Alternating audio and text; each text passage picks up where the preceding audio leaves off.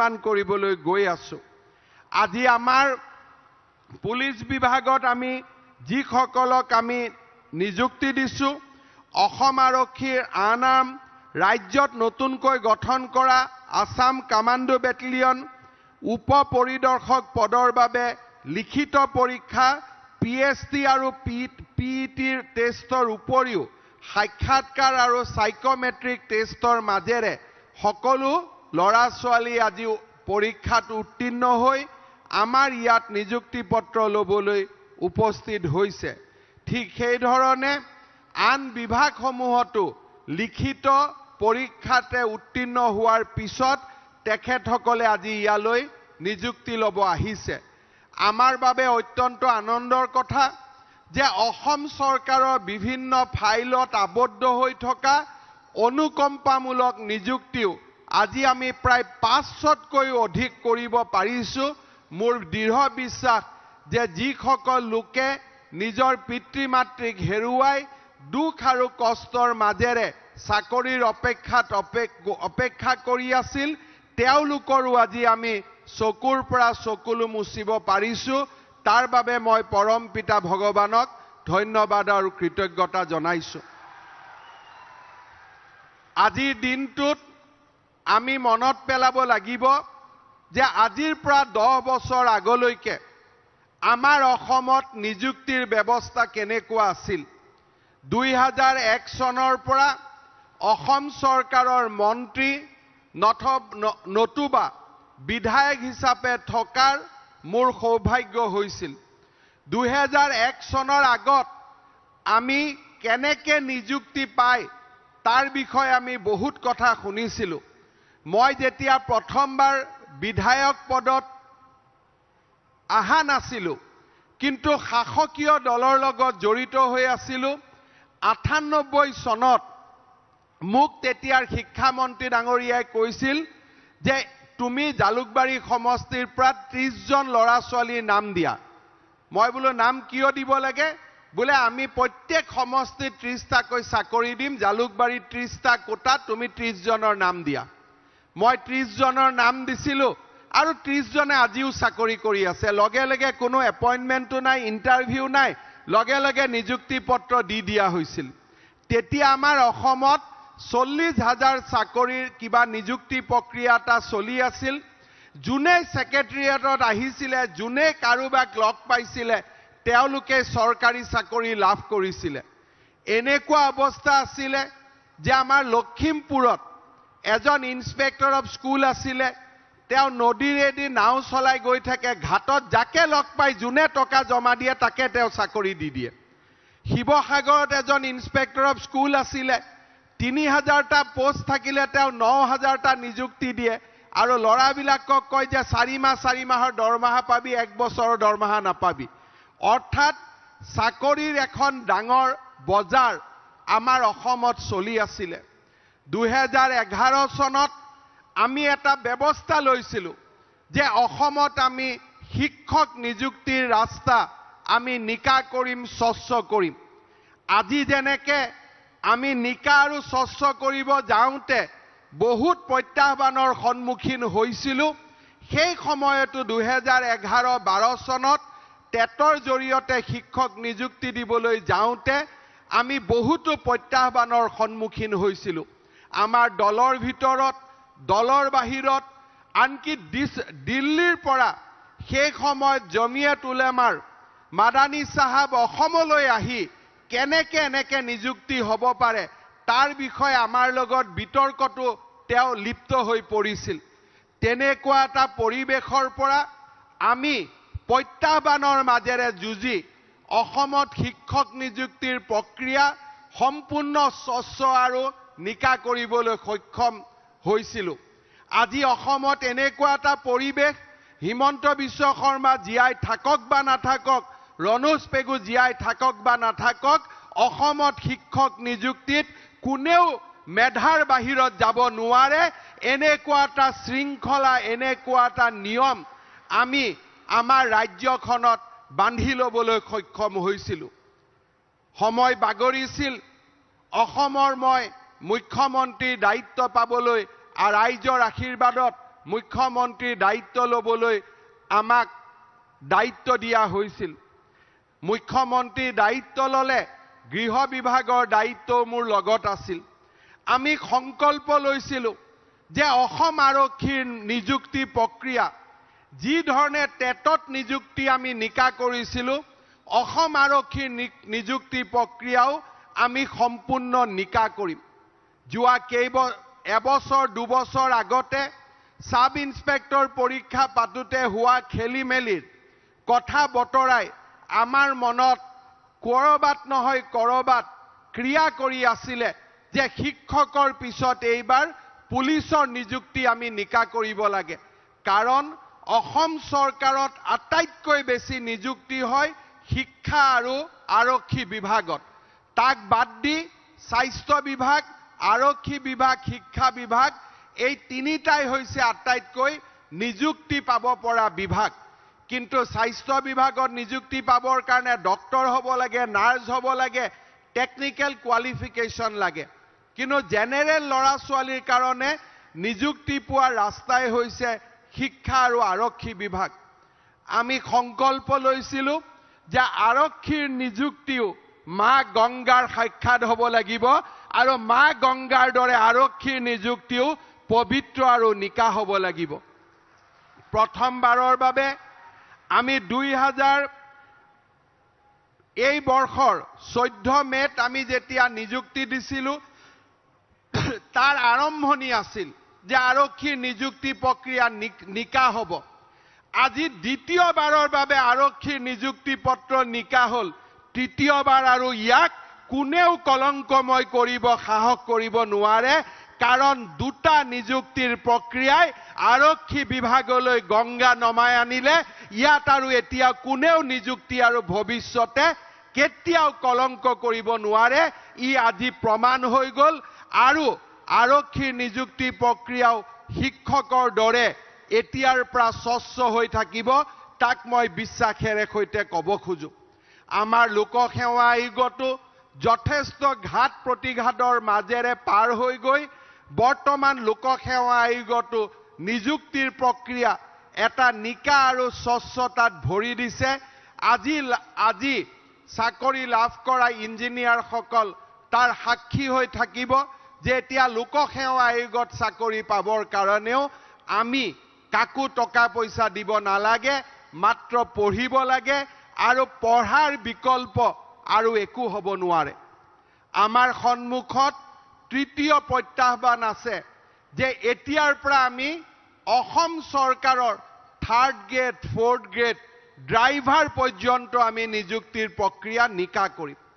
নিযুক্তিৰ প্ৰক্ৰিয়া যেতিয়া আমি নিকা কৰিবলৈ যাওঁ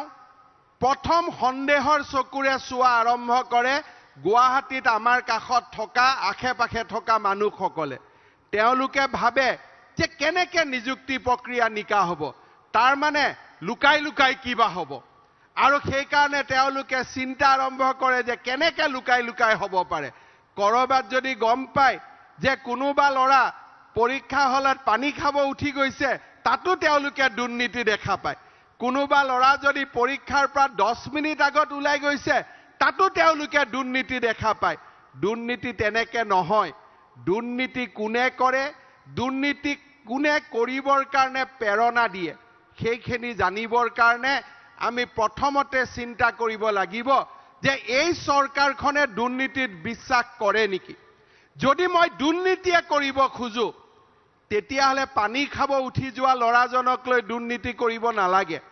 যদি মই দুৰ্নীতিয়ে কৰিব খোজো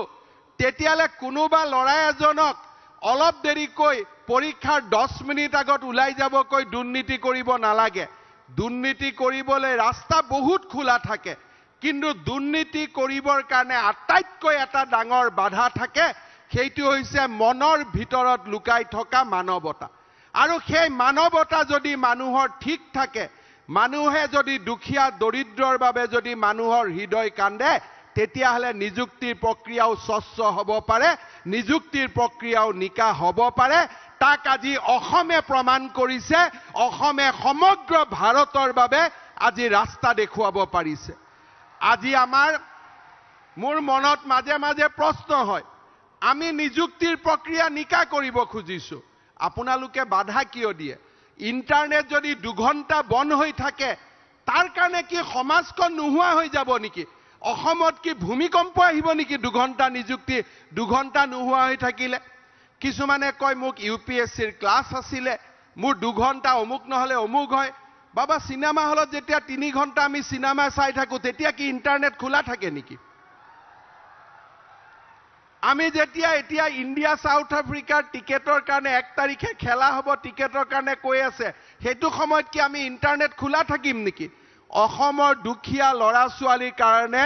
আমাৰ সাংবাদিকসকলে অলপ শুনিব লাগে যে অসমৰ দুখিয়া লৰা ছোৱালীৰ কাৰণে যদি এটা দিনো ইন্টাৰনেট বন্ধ কৰিব লাগে মই কৰিম সেই কথা মই আজি আকৌ এবাৰ ইয়াতে কৈছো মই আকৌ এবাৰ আমাৰ সাংবাদিকসকলে মাজে মাজে লিখি থাকে তেওঁলোকক মই আজি আকৌ এবাৰ কৈছো এবাৰ 2 ঘণ্টা কৰিলো অহাবাৰ 20 ঘণ্টা কৰিম যদি অসমৰ কি দুখিয়া আৰু দৰিদ্ৰ লোকৰ স্বাৰ্থত হয় দুখিয়া আৰু দৰিদ্ৰ লোকৰ স্বাৰ্থত যেতিয়া মানুহে কাম কৰে সন্মুখত যিমান বাধা থাকে সেই বাধা আতৰাই খোজ কৰাৰ শক্তি মানুহে নাপায় মানুহক নেদেখা জনে দিয়ে আৰু সেই শক্তিৰে মই আকৌ এবাৰ আমাৰ সাংবাদিকসকলক কৈছো যে যদি প্ৰয়োজন হয় 20 ঘণ্টাও আমি ইন্টাৰনেট বন্ধ কৰিম যদি অসমৰ দুখিয়া লৰা ছোৱালীৰ কাৰণে প্ৰয়োজন হয় মোৰ কাৰণে প্ৰয়োজন হলে 1 মিনিটো বন্ধ নকৰো মুখ্য সচিবৰ কাৰণে প্ৰয়োজন হলে আধা মিনিটো বন্ধ নকৰো আমাৰ মন্ত্ৰী সভাৰ সদস্যৰ কাৰণে প্ৰয়োজন হলে 45 সেকেন্ডো বন্ধ নকৰো কিন্তু যেতিয়া অসমৰ দুখিয়া দৰিদ্ৰ মধ্যবিত্ত লোকৰ বাবে প্ৰয়োজন হয় 20 ঘণ্টাও ইন্টাৰনেট বন্ধৰ কাৰণে আমি 1 মুহূৰ্তও চিন্তা নকৰো সেই কথা মই আজি আকৌ এবাৰ যিসকলে সমালোচনা কৰে তেওঁলোকক মই জনাই দিব খুজিছো কাৰণ আমি বিচাৰো মোৰ অসমখন এটা নতুন দিশেৰে গতি কৰক মোৰ এটা অসমখন নতুন বাটেৰে আৰম্ভ কৰক আজি কোনোবাই আমাক ইয়াত ক'ব যে আমাৰ নিযুক্তি প্ৰক্ৰিয়া মই এতিয়াও আহ্বান জনাম যিদিনাখন 26,000 অসমত তৃতীয় আৰু চতুৰ্থ শ্ৰেণীৰ নিযুক্তি হ'ব আমাৰ সাংবাদিকসকলে 26,000 মানুহৰ ঘৰলৈকে যাব তাৰ ভিতৰত এজনেও যদি কয় যে মোক কোনোবাই চাকৰি দিছে আমি কোনেও চৰকাৰ নচলাও সিদিনাখনে আমি চৰকাৰ এৰি দিম ইমানখিনি মই প্ৰতিশ্ৰুতি ৰাইজক দিব পাৰো কাৰণ এই 26,000 নিযুক্তি আমি নিকা আৰু পবিত্ৰ কৰি অসমত হততে নিগেটিভিজম সৃষ্টি কৰা ঋণাত্মক পৰিবেশ সৃষ্টি কৰি থকা সেই সকল লোকলৈকে এটা বাণী পঠিয়াব খুজো যে অসমত এতিয়া নিগেটিভ নেতিবাচক কথা কোৱাৰ দিন পাৰ হৈ গল অসমত যদি থাকিব খুজিছে আশাৰ কথা লৈ থাকক আনন্দৰ কথা লৈ থাকক অসমৰ ভৱিষ্যতৰ সোণোৱালী সপোন লৈ থাকক এই ৰাজ্যখনতে থাকি অসমক বিৰোধিতা কৰি থকাৰ দিন এতিয়া পাৰ হৈ গল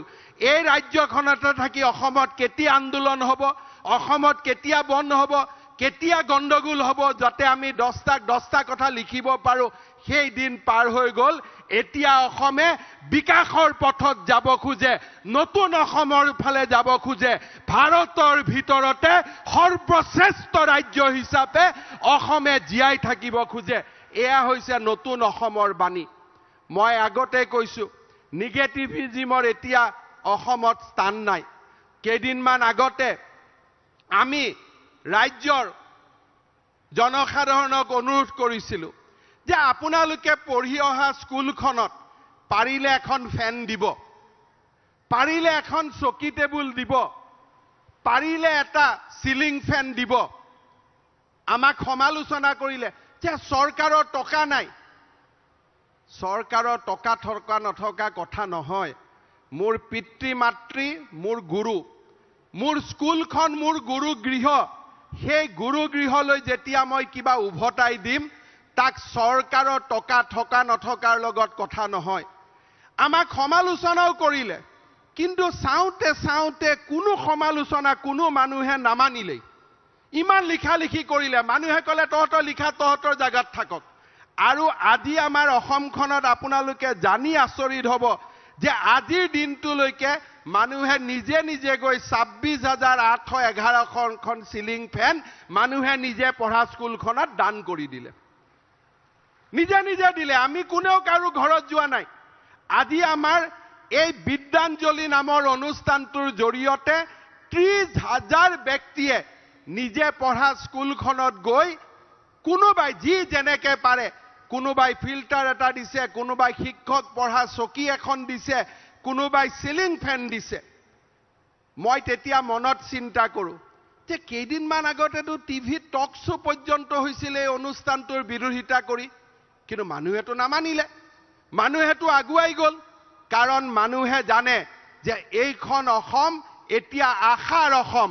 এইখন অসমত ঋণাত্মক কথা কোৱা মানুহে ভাল নাপায়, মানুহে ইতিবাচক চিন্তা ভাল পায়, মানুহে আগবাঢ়ি যাব খোজে।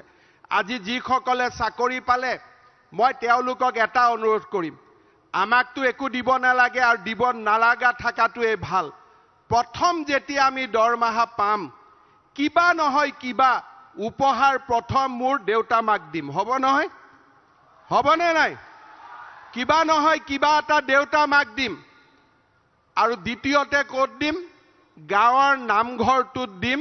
আৰু তৃতীয় মাহত দৰমহা পালে মই পঢ়া স্কুলখনত কিবা নহয় কিবা সৰু বস্তু এটা হ'লেও আমি দান কৰিম, হ'বনে নাই? হ'ব? প্ৰথম কাক দিম? দেউতা মা, হ'ব? ইমান লাহে লাহে কৈছে, নিদিবি নেকি ঐ বাবাহঁত, দিবি নে নাই? প্ৰথম কাক দিম? দেউতা মা, হ'ব? তাৰ পিছত গাঁৱৰ নামঘৰ মন্দিৰ যি উপাসনাৰ জাগা আছে তাতে সৰু 101 টকা হ'লেও আমি দিম, হ'বনে নাই? হ'ব? আৰু তৃতীয় মাহত যেতিয়া দৰমহা পাম, আমাৰ স্কুলখনত চকী এখন হ'লেও আমি কিনি দিম, হ'ব? তাৰ পিছত আৰু মোৰ কাম শেষ। 3 মাহলৈকে মোৰ লগত কণ্টেক্ট থাকিব, হ'ব নহয়? 3 মাহলৈকে কিন্তু মোৰ লগত চুক্তি থাকিব, হ'ব? আৰু এটা লাষ্ট কাম এটা আছে। ঘৰত যদি কাবাৰ অৰুণোদয় আছে, আজিয়ে দেউতা মাক ক'ব লাগিব যে আৰু অৰুণোদয় টকা নলবি, হ'বনে? হ'বনে নাই? হ'ব যদি এটা হাত চাপৰি মাৰি দিব লাগিব ন, জোৰ কৰি। ঠিক আছে? আমাৰ অসমখন এনেকৈ পৰিৱৰ্তন হ'ব। আৰু এনেকুৱা পৰিৱৰ্তনৰ কাৰণেই আমি কাম কৰিছোঁ, আমি কাম কৰি গৈ থাকিম। শ্ৰদ্ধাৰ যুৱক যুৱতী বন্ধু বান্ধৱীসকল, মুখ্য সচিব ডাঙৰীয়াই তেওঁৰ ভাষণত এটা ডাঙৰ শব্দ কৈছিলে, কৰ্ম সংস্কৃতি।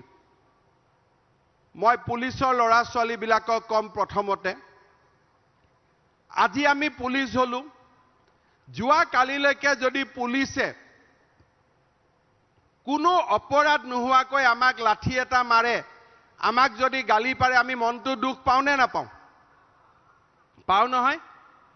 গতিকে পুলিচৰ যেতিয়া আমি ইউনিফৰ্ম পিন্ধিম, সদায় এটা কথা আমি মনত ৰাখিম যে দুখীয়া মানুহক ৰক্ষা কৰাৰ কাৰণেহে আমি পুলিচৰ ইউনিফৰ্ম পিন্ধিছোঁ। দুখীয়া মানুহৰ ওপৰত অত্যাচাৰ কৰাৰ কাৰণে আমি পুলিচৰ ইউনিফৰ্ম পিন্ধা নাই। মই যোৱাবাৰো মিটিঙত কৈছিলোঁ, আজি মই আকৌ এবাৰ কৈছোঁ, মোৰ যেতিয়া গাড়ীখন যায়, তেতিয়া সন্মুখত যদি মাৰ্চিডিজ এখন আহি যায়, পুলিচজনে হুইচেল মাৰে। আৰু যেতিয়া ৰিক্সাখন আহি পায়, পুলিচে লাঠি মাৰে। গাড়ীৱালা মানুহক খালি হুইচেল আৰু ৰিক্সা ঠেলাক লাঠি। তেতিয়া মই 2-এজন পুলিচক সুধো মাতি আনি, যে তই যে বাবা লাঠি মাৰিলি, তোৰ জন্ম আম্বানী আৰু টাটাৰ ঘৰত হৈছিল নেকি? তোৰোতো জন্ম এনেকুৱা দুখীয়া মানুহৰ ঘৰতে হৈছিলে। বোলে হয় দাদা, পুলিচত থাকিলে এনেকুৱাই হৈ যায় বোলে। এনেকুৱা আমি হ'ব নালাগিব, ঠিক আছে? আমি যিসকল পুলিচত আছোঁ, যোৱাবাৰৰ নিযুক্তি, এইবাৰৰ নিযুক্তি, আমাৰ এইখিনি মানুহ গ'লে 20% হৈ যায় পুলিচত। আমি বেলেগৰ কথা শুনাতকৈ আমি পুলিচত এটা নতুন পৰম্পৰাৰ সৃষ্টি কৰিম। দুখীয়া আৰু দৰিদ্ৰৰ বন্ধু, জনসেৱাৰ্থে জনহিতাৰ্থে, এইটো হৈছে আমাৰ অসম পুলিচৰ মূল বাণী। কেতিয়াবা আমাৰ ডাঙৰ অফিচাৰবিলাকে এইটো পাহৰি যায়, কিন্তু আমি সৰুবিলাকে নাপাহৰোঁ, হ'বতো? জনহিতাৰ্থে মানে কি? For the welfare of the people. আমি সদায় দুখীয়া আৰু দৰিদ্ৰ মানুহৰ আমি বন্ধু হৈ থাকিম এই কথাখিনি আমি মনত ৰাখিব লাগিব শিক্ষকৰ চাকৰি যিসকল গৈছে মই সদায় এটা কথাই কওঁ যে সমাজক আজি যদি আটাইতকৈ প্ৰয়োজন সেইটো হৈছে এটা শক্তিশালী ৰাজহুৱা শিক্ষাৰ ব্যৱস্থা যোৱা 2011 চনৰ পৰা মোৰ সৌভাগ্য